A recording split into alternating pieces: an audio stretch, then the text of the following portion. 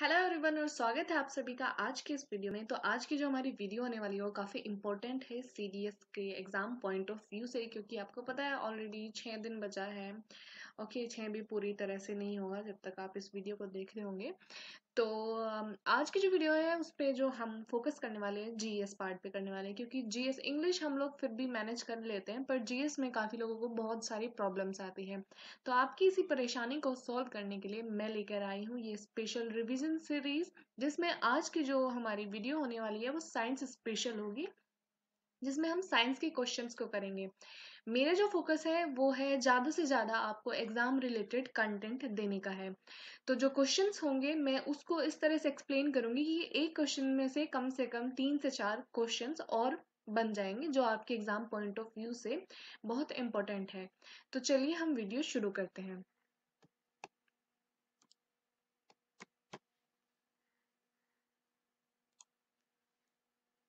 तो सबसे पहला जो क्वेश्चन आपकी स्क्रीन पे आप देख रहे हैं वो है, विच of the following gases is released mostly from landfill in urban areas. Number 1 option है नाइट्रोजन, हाइड्रोजन, मीथेन या फिर ऑक्सीजन। तो ट्राई कीजिए, देखते हैं आपकी क्या तैयारी है। ओके, तो इस क्वेश्चन का सही जो आंसर है वो होगा क्या, मीथेन। जी हाँ, मीथेन वो गैस है जो मोस्टली लैंडफिल्स में जो होती है अर्बन एरियाज में उसमें से रिलीज होती है। अगर हम बात करें लैंडफिल गैसेस की, तो लैंडफिल गैस क्या होती है, इसे कॉम्प्लेक्स मिक्सचर ऑफ बहुत सारी गैसेस का बेसिकली एक मिक्सचर होती है, जो कि क्रिएट होती है माइक्रो ऑर्गेनिज्म के एक्शन से with in a landfill. Okay, तो लैंडफिल जो गैस होती है इज अप्रोक्सीमेटली 40 to 60% मीथेन आपकी लैंडफिल गैस होती है। बाकी जो बची हुई है बाकी जो गैस बच जाती है, क्योंकि 40 to 60% मीथेन हो जाती है, उसके बाद जो मोस्टली गैस उसमें लैंडफिल में पाई जाती है वो क्या होती है हमारी, कार्बन डाइऑक्साइड यानी कि CO2। तो इसमें से आपको क्वेश्चन किसी भी तरीके से पूछ सकता है, तो आप इन सब चीजों को अपने माइंड में रखिए। चलिए बढ़ते हैं अपने अपने अगले क्वेश्चन की तरफ, जो कि है हमारा यहाँ पर आप देख सकते हैं आपकी स्क्रीन पर। Which of the following is the most sensitive to environmental changes. ये जो नीचे आपको ऑप्शन दिए गए हैं इनमें से सबसे ज्यादा सेंसिटिव कौन होता है इन्वायरमेंटल चेंजेस को लेकर। तो यहाँ पर जो आपके ऑप्शंस आपको प्रोवाइड किए गए हैं वो है, सबसे पहला आपका एम्फीबियंस, मैमल्स, रेप्टाइल्स या फिर इंसेक्ट्स। तो आपका जो ये क्वेश्चन है इसका आंसर होगा एम्फीबियंस। एम्फीबियंस जो होते हैं वो सबसे ज्यादा सेंसिटिव होते हैं इन्वायरमेंटल चेंजेस को लेकर। अब अगर हम बात करें एम्फीबियन के बारे में, तो unlike reptiles and birds which have hard shelled eggs, amphibians have jelly like unshelled. जो एम्फीबियंस होते हैं उनके पास जेली लाइक एक अनशेल्ड एग्स होते हैं that cannot survive in desiccation. Amphibians जो होते हैं उनको मोइस्ट क्लाइमेट चाहिए होता है to reproduce, and this makes them extremely sensitive to climate change. तो आप जान चुके होंगे। अब इसमें से आपको क्वेश्चंस कैसे आ सकते हैं, सबसे पहला क्वेश्चन तो यही कि कौन जो है इन्वायरमेंट के लिए सबसे ज्यादा सेंसिटिव होते हैं इन्वायरमेंटल चेंजेस को लेकर। उसके बाद आपको पूछा जा सकता है कि जो एम्फीबियंस होता है उनके जो एग्स होते हैं वो किस तरह के होते हैं, जेली लाइक अनशेल्ड एग्स होते हैं। और ये इसी तरह से क्वेश्चंस बनते हैं, इसी तरह से एग्जाम में जो है क्वेश्चंस को सेट किया जाता है। कुछ नया नहीं होता ऑब्वियसली साइंस में, तो आपको इन सब चीजों का ध्यान रखना होता है। चलिए बढ़ते हैं अपने अगले क्वेश्चन की। तो और अगला जो हमारा क्वेश्चन है वो यहाँ पर आप देख सकते हैं आपकी स्क्रीन पर। नेक्स्ट जो हमारा क्वेश्चन है वो है, which one of the following is the largest source of electricity in India. Okay, तो आपको जो ऑप्शंस प्रोवाइडेड किए गए थे लास्ट ईयर के क्वेश्चन, लास्ट ईयर के नहीं, प्रीवियस ईयर क्वेश्चंस में से ये 2016 में आए थे ये क्वेश्चंस। तो उसमें पहला ऑप्शन जो आपको दिया गया है वो है hydro power plants, nuclear power plants, wind energy या फिर थर्मल पावर प्लांट्स। तो आप मैं आपको एक बताती हूँ कि किस तरह से आप अप्रोच कर सकते हैं बेसिकली क्वेश्चंस को। अभी आप यहाँ पर देख रहे हैं हाइड्रो पावर प्लांट्स। हाँ, ये पॉसिबल है कि ये आंसर हो सकता है। ओके, ठीक है। न्यूक्लियर पावर प्लांट्स, ये तो ऑब्वियसली लार्जेस्ट सोर्स नहीं हो सकते हैं क्योंकि इतना ज्यादा नहीं है फिलहाल इंडिया में, ये आपको थोड़ा आइडिया आप लगा सकते हैं इस चीज का। और विंड एनर्जी और थर्मल पावर प्लांट, तो इनमें से जो हमारा आंसर होगा वो होगा थर्मल पावर प्लांट्स। ओके, यहाँ पे हमारा आंसर होगा थर्मल पावर प्लांट्स। अगर हम बात करें थर्मल पावर प्लांट्स के बारे में, तो ये क्या लार्जेस्ट सोर्स ऑफ इलेक्ट्रिसिटी है इन इंडिया में। There are different type of thermal power plant के बहुत तरीके के होते हैं प्लांट जो होते हैं, जो किस पे बेस्ड होते हैं, based on the fuel use to generate the steam such as coal, gas and diesel. About जो है 71% जो इलेक्ट्रिसिटी है इंडिया में जो कंज्यूम की जाती है, 71% electricity in India is generated by thermal power plants के द्वारा। अब सबसे ज्यादा थर्मल पावर प्लांट्स के द्वारा होती है, उसके बाद होती है हाइड्रो इलेक्ट्रिक के द्वारा, उसके बाद होती है रिन्यूएबल सोर्सेज यानी कि हमारी जो आती है सोलर एनर्जी वगैरह, उसके द्वारा प्रोड्यूस की जाती है। तो चलते हैं अपने अगले क्वेश्चन की तरफ। अगला जो हमारा क्वेश्चन है वो बेसिकली क्या है, HIV virus weaken the immunity of a person because it destroys. जो HIV वायरस होता है वो ऑब्वियसली इम्यूनिटी जो है क्या कर देता है, डिक्रीज कर देता है, वीक कर देता है।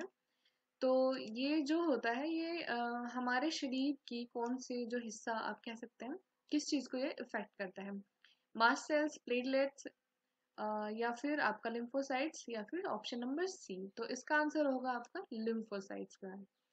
HIV के बारे में बात करें तो HIV की फुल फॉर्म क्या होती है आपको ध्यान में होना चाहिए, ऐसे पूछ भी सकते हैं, कुछ पता नहीं, पर HIV की फुल फॉर्म होती है ह्यूमन इम्यून डिफिशियंसी वायरस।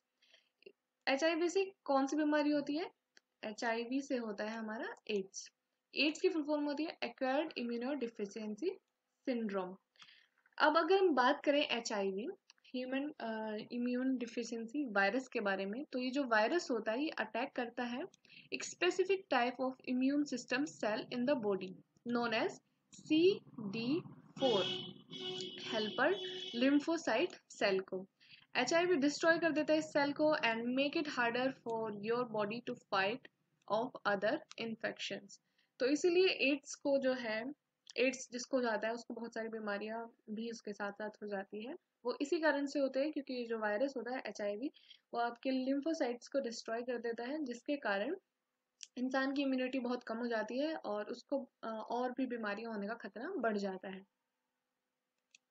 तो चलते अपने अगले क्वेश्चन की तरफ। अगला जो हमारा क्वेश्चन है वो आप अपनी स्क्रीन पर देख सकते हैं ऑलरेडी।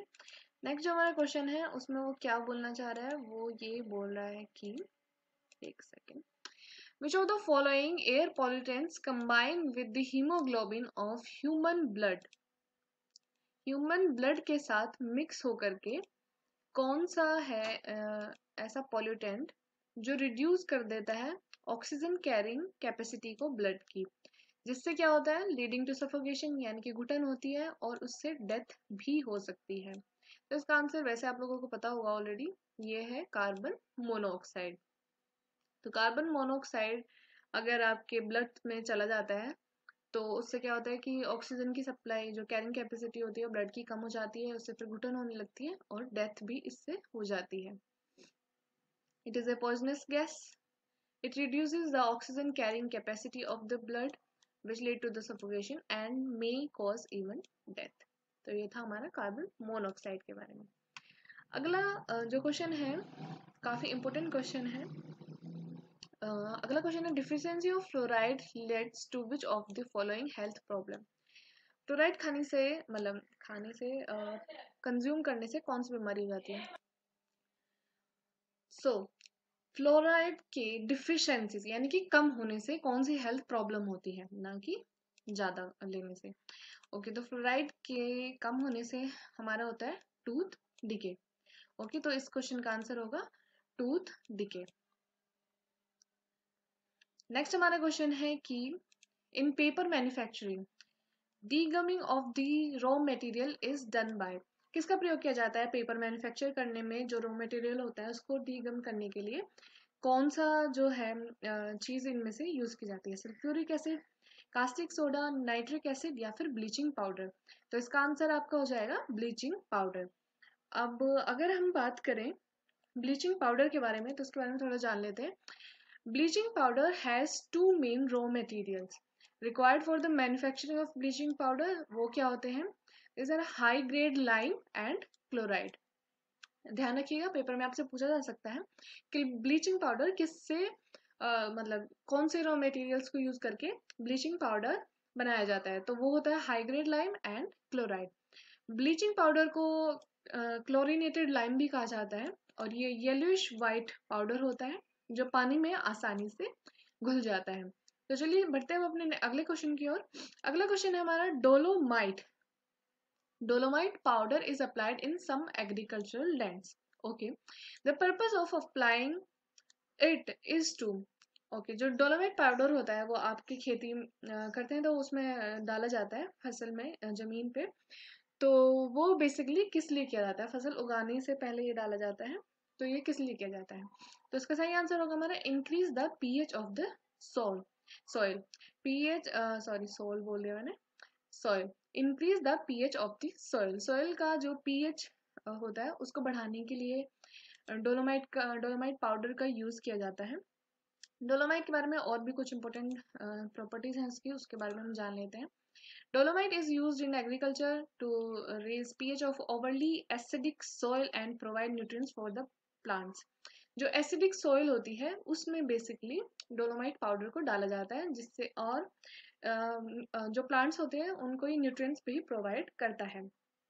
डोलोमाइट जो होता है वो हेल्प करता है एब्जॉर्ब न्यूट्रिएंट्स को इफेक्टिवली एब्जॉर्ब करने के लिए डोलोमाइट हेल्प करता है।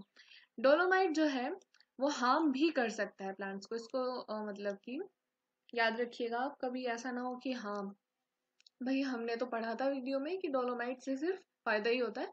ऐसा नहीं है, अगर बहुत ज्यादा अमाउंट में आप इसको डालोगे तो ये हार्म भी कर सकता है प्लांट्स में। ओके। या फिर अगर ये रॉन्ग सॉइल टाइप में डाला जाए, यानी कि अगर एसिडिक सॉइल में नहीं डाला जाएगा इसको तो इसका गलत इफेक्ट भी हो सकता है। तो ये सब चीजें हमें याद रखनी है। बढ़ते अपने अगले क्वेश्चन की तरफ। अगला क्वेश्चन है हमारा विच of the following is not an allotrope of carbon? तो इसका तो बताओ यार, ये तो बहुत ही आसान सी चीज है। काफी रट्टे लगा रखे होंगे इस चीज के तो, है ना? पता होगा यार इसका आंसर, पता है मुझे। अगर आप तैयारी कर रहे हैं तो पता होना चाहिए। तो इसका आंसर होगा बिल्कुल सही, यही होगा, डी वाला। तो अब हम बात कर लेते हैं थोड़ा एलोट्रोप के बारे में। राइट तो रखा होगा आपने, पर थोड़ा इसके बारे में पता कर लेते हैं। Allotrope is the property of some chemical elements to exist in two और मोर डिफरेंट फॉर्म्स। दो और मोर डिफरेंट फॉर्म में जो भी होते हैं केमिकल एलिमेंट्स वो उनकी एलोट्रोपी होती है। अब कोल के कुछ हम एलोट्रोप्स पढ़ लेते हैं कौन कौन से होते हैं। एक होता है diamond, graphite, amorphous carbon, fullerenes in nanotubes, glassy carbon and carbon nanoform. And जी हाँ, आप इनको बिल्कुल रट सकते हैं और शायद आप इनका स्क्रीनशॉट भी ले सकते हैं। मैंने हटा दिया है सब कुछ, तो आप इसका स्क्रीनशॉट भी आसानी से ले सकते हैं। तो चलिए बढ़ते हैं नेक्स्ट क्वेश्चन की तरफ। नेक्स्ट क्वेश्चन जो है हमारा वो है विच of the following element does not form element, दो दो बार लिख दिया क्या? Which of the following element does not form solid hydrogen carbonate? इनमें से कौन सा एलिमेंट है जो सॉलिड हाइड्रोजन कार्बोनेट को फॉर्म नहीं करता है? आपके ऑप्शन है sodium, potassium, calcium and lithium. देखो क्वेश्चन इसी तरह के आएंगे साइंस के, जो मैं बोल रही हूँ साइंस के क्वेश्चन इसी तरह से आएंगे। थोड़ा डीपली पढ़ना पड़ेगा, ऊपर ऊपर से पढ़ के नहीं कर सकते तुम, तो पता होना चाहिए। तो इसका जो आंसर है हमारा, इसका आंसर होगा लिथियम सही। ओके, तो इसके बारे में थोड़ा पढ़ लेते हैं। क्या होता है लिथियम हाइड्रोजन कार्बोनेट? इसका फॉर्मूला होता है LiHCO3। यहाँ पे नहीं आएगा, नीचे आएगा। CO3 does not exist in solid form. ये सॉलिड फॉर्म में नहीं होता है। लिथियम एक केमिकल एलिमेंट होता है जिसका सिंबल क्या होता है? Li होता है एंड इसका एटॉमिक नंबर जो होता है वो 3 होता है। ये सॉफ्ट होता है, सिल्वर वाइट मेटल होता है, belonging to the alkali metal group of chemical elements.